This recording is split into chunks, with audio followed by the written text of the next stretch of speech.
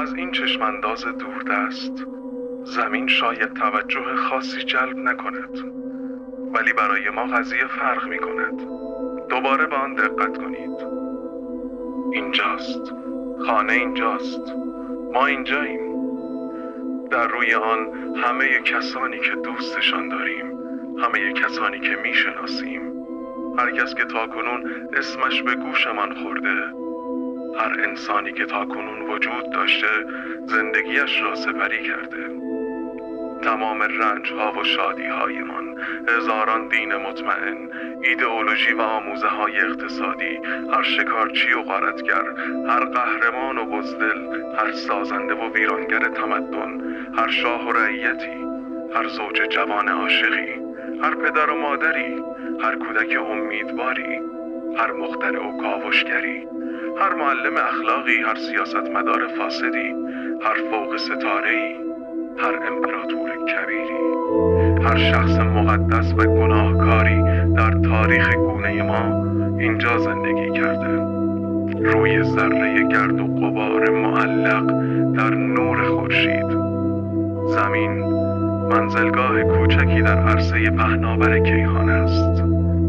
به رودهای خونی فکر کنید که رهبران و فرماندهان و شاهان جاری کردند تا در شکوه و پیروزی لحظه‌ای بتوانند ارباب قسمت کوچکی از این نقطه باشند.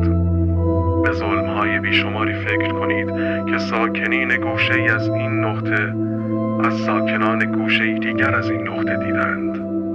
چقدر سوء تفاهم‌هایشان پرتکرار است، چقدر به کشتن یکدیگر مشتاقند، چقدر کینه‌هایشان عمیق است.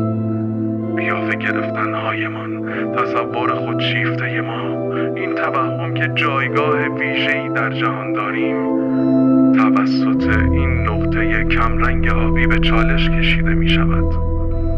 سیاره ما فقط یک نقطه در تاریکی وسیع کیهان است. در گمنامی ما در این عظمت هیچ نشانه‌ای برای کمک به ما از جای دیگر، برای نجات ما از دست خودمان نیست. زمین تاکنون تنها پناهگاه شناخته شده برای حیات است. هیچ جای دیگری نیست، حداقل در آینده نزدیک که گونه ما بتواند به آنجا مهاجرت کند. برای سفر بله، اما برای سکونت هنوز نه. خواهی نخواهی زمین جایی است که برای مدتی در آن خواهیم بود. گفته می شود که نجوم و ستاره شناسی تجربه صبور کننده و شخصیت سازی است.